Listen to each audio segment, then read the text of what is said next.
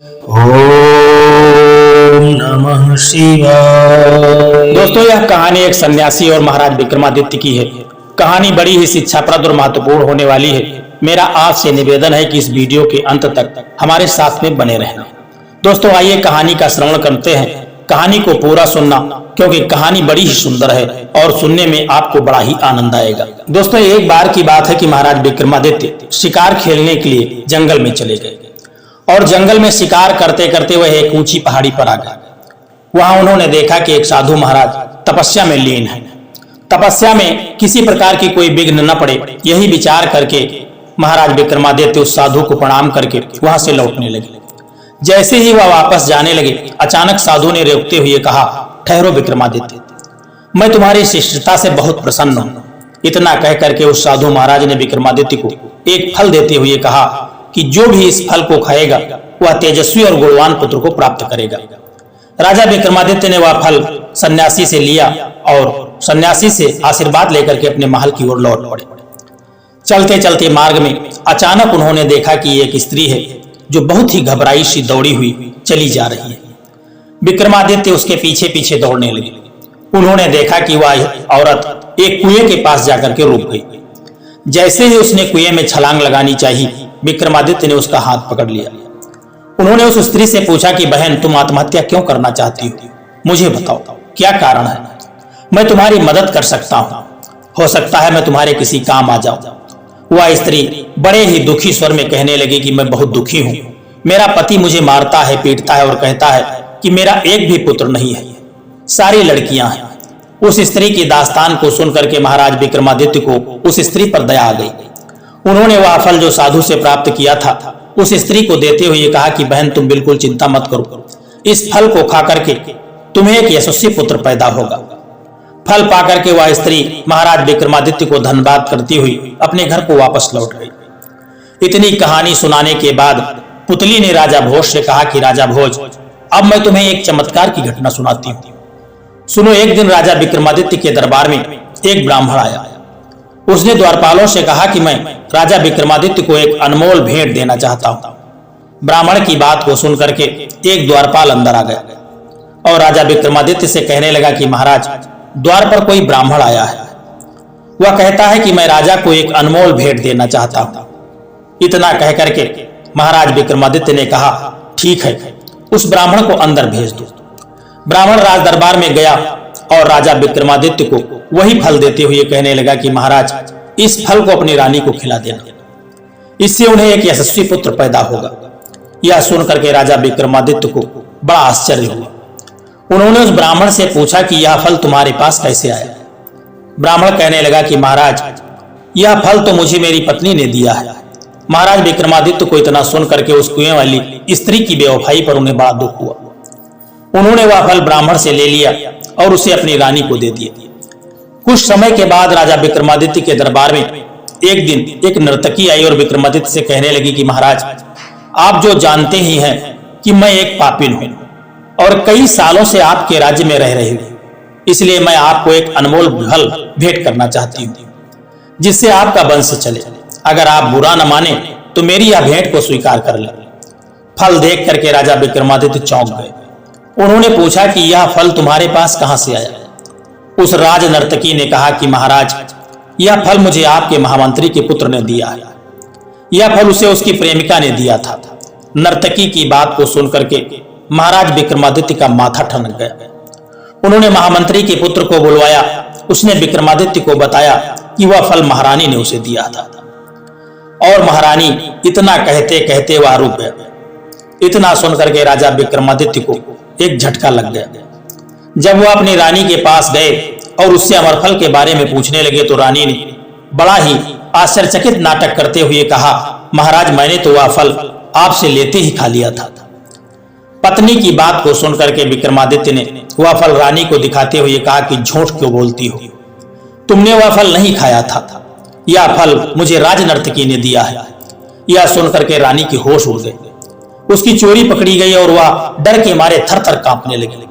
रानी मूर्छित होकर के वहीं गिर पड़ी, क्योंकि महाराज विक्रमादित्य को पता चल चुका था कि रानी का चरित्र कैसा है। विक्रमादित्य को इस बात का बड़ा सदमा लगा। वह राजपाट सब कुछ छोड़ करके जंगल में जाकर के साधना करने लगे।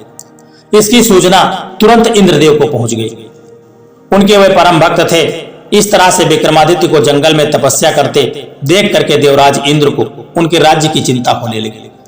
उन्हें लगा कि कहीं ऐसा न हो कि कोई विक्रमादित्य की अनुपस्थिति का फायदा उठा करके उनके राज्य पर हमला कर दे। यही विचार करके इंद्र ने अपना एक दूत महाराज विक्रमादित्य का रूप धर करके उनके राज्य में भेज दिया। कई सालों तक तपस्या करने के बाद राजा विक्रमादित्य के मन में आया कि एक बार अपने राज्य में वापस चल करके देखना चाहिए कि प्रजा का क्या हाल है, हमारी प्रजा सुखी है कि दुखी है। यही विचार करके महाराज विक्रमादित्य अपनी राजधानी को वापस लौटाते हैं। जैसे ही वह अपने महल के द्वार पर पहुंचे, देवदूत ने उन्हें रोक करके पूछा कि कौन हो तुम? राजा विक्रमादित्य ने कहा, मैं इस राज्य का राजा विक्रमादित्य हूं, लेकिन तुम कौन हो? महाराज विक्रमादित्य की बात सुन करके वह देवदूत कहने लगा, मैं यहाँ का राजा अगिया बेताल हूं। इतना सुन करके राजा विक्रमादित्य कहने, अगर तुम इस राज्य के राजा हो तो मुझे युद्ध में परास्त करके दिखाओ। देवदूत ने राजा विक्रमादित्य की चुनौती को स्वीकार कर लिया। इस युद्ध में महाराज विक्रमादित्य ने देवदूत को पराजित कर दिया। तब पराजित देवदूत ने कहा, मैं मान गया हूं कि महाराज आप ही महाराज विक्रमादित्य हैं, क्योंकि मुझे पराजित करना एक साधारण इंसान की बस की बात नहीं है। आज से मैं आपके अधीन हूं। जब भी आपको मेरी आवश्यकता पड़े मुझे याद कर लेना, मैं फौरन आपके सामने हाजिर हो जाऊंगा। लेकिन जाने से पहले मैं आपको एक बात से सावधान करना चाहता हूं। महाराज विक्रमादित्य ने पूछा कि ऐसी कौन सी बात है? अगिया बेताल कहने लगा कि राजन, तुम्हारा एक दुश्मन तुम्हारे राज्य में आ गया है। वह आपका पिछले जन्म का शत्रु है। इस समय वह योग और सिद्धि के द्वारा अपनी शक्ति को बढ़ा रहा है और आपको मारने की योजना बना रहा है। अगर उससे पहले आपने उसे मार दिया तो वर्षों तक आप पर कोई विपत्ति नहीं आएगी। यह कह करके वह देवदूत आकाश मार्ग से उड़ चला। राजा विक्रमादित्य के पास वापस आते ही राज्य में खुशियां मनाई गई। जब विक्रमादित्य ने अपनी रानी के बारे में जानना चाहा कि रानी का क्या हुआ, तो महाराज विक्रमादित्य को तहकीकात करने पर पता चला कि उनकी जो बेवफा रानी थी उन्होंने आत्महत्या कर ली थी। पत्नी को भुला करके विक्रमादित्य ने पुनः एक बार फिर से अपने राज्यपाट को संभाल लिया और राज्य का काम सुचारू रूप से चलने लगा। कुछ दिनों के बाद विक्रमादित्य के दरबार में एक योगी आया। उसने राजा को एक फल दिया। उसे हाथ में लेते ही उस फल के 2 टुकड़े हो गए। उस फल के 2 टुकड़ों के बीच एक बहुत ही कीमती लाल निकला। राजा विक्रमादित्य ने योगी से उस लाल का कारण पूछा तो उसने बताया कि राजन, यह हमारी आदत है कि राजा वैद्य और सन्यासी के द्वार पर कभी खाली हाथ नहीं जाना चाहिए। इतना सुनकर के विक्रमादित्य कहने लगे कि योगी राज, मैं इस भेंट के बदले में आपको क्या दूं? उस योगी ने कहा कि राजन, अगर आप मुझे कुछ देना ही चाहते हैं तो मेरे निवास पर अकेले आकर के मुझसे मिलो। महाराज विक्रमादित्य ने योगी को वचन दिया और वचन पाकर के योगी राजा को अपना पता ठिकाना बता करके वहां से चला गया। अगले दिन अपने वादे के अनुसार राजा विक्रमादित्य उस योगी के निवास स्थान पर पहुंच गए। उस समय योगी एक मंत्र को सिद्ध कर रहा था।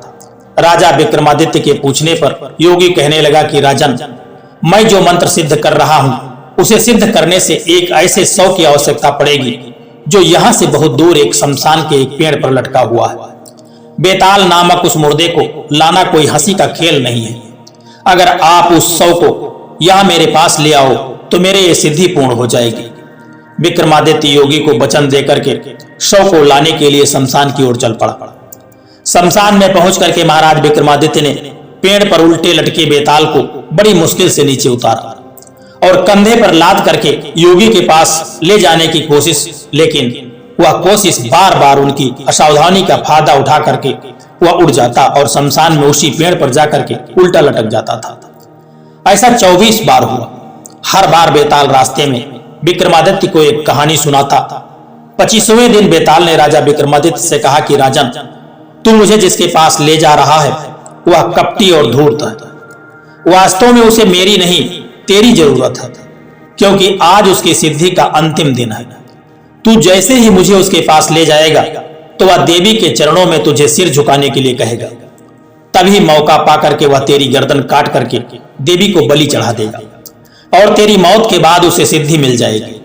बेताल की बात को सुनकर के राजा विक्रमादित्य को इंद्रदेव की चेतावनी याद आ गई। उन्होंने बेताल को धन्यवाद किया और उसे कंधे पर लाद करके योगी के पास चल पड़े। यह देख करके योगी बहुत प्रसन्न हुआ और महाराज विक्रमादित्य को देवी के चरणों में सिर झुकाने के लिए कहा। तभी विक्रमादित्य बोले कि योगीराज, मैं एक राजा हूं, मुझे सिर झुकाना नहीं आता, आप मुझे सिर झुकाने की विधि बता दो। योगी ने जैसे ही विधि बताने के लिए अपना सिर देवी के चरणों में झुकाया, महाराज विक्रमादित्य ने तलवार से उसकी गर्दन धड़ से अलग कर दी। देवी बलि पाकर के बहुत प्रसन्न हुई। उन्होंने विक्रमादित्य को 2 बेताल सेवक दिए और कहा कि विक्रमादित्य, जब भी तुम इन्हें याद करोगे ये तुम्हारी सेवा करने के लिए उपस्थित हो जाएंगे। राजा विक्रमादित्य तीक्ष्ण बुद्धि से प्रसन्न होकर के देवताओं ने भी पुष्प की वर्षा की। विक्रमादित्य देवी का आशीर्वाद पाकर के अपने महल को वापस लौट आए। इतनी कथा सुना करके वह पुतली कहने लगी, राजा भोज, यह थी विक्रमादित्य की शौर्य की गाथा। अब तुम खुद निर्णय करो, अगर तुम में राजा विक्रमादित्य जैसे गुण हैं तो तुम इस सिंहासन पर बैठने के अधिकारी हो, अन्यथा नहीं। इतना कह करके दूसरी पुतली भी वहां से अदृश्य होकर के सिंहासन पर जाकर के अपने स्थान में समाहित हो गई। राजा भोज को कुछ समझ में नहीं आ रहा था, इसलिए उन्होंने दूसरे दिन भी सिंहासन पर बैठने का विचार त्याग दिया और वापस अपने शयन कक्ष में जाकर के लेट गए। दोस्तों, यह कहानी महाराज विक्रमादित्य की आपको कैसी लगी है, एक प्यारा सा कमेंट करके जरूर बताना। यदि आप इसी तरह की कहानी सुनना चाहते हैं महाराज विक्रमादित्य की, तो कमेंट सेक्शन में जरूर बताना। यह कहानी आपको कैसी लगी है, एक प्यारा सा कमेंट करना, और वीडियो आपको अच्छा लगा है, पसंद आया है तो इस वीडियो को लाइक शेयर करना और चैनल को सब्सक्राइब करने की भी कृपा कर देना। जय श्री कृष्णा, राधे राधे।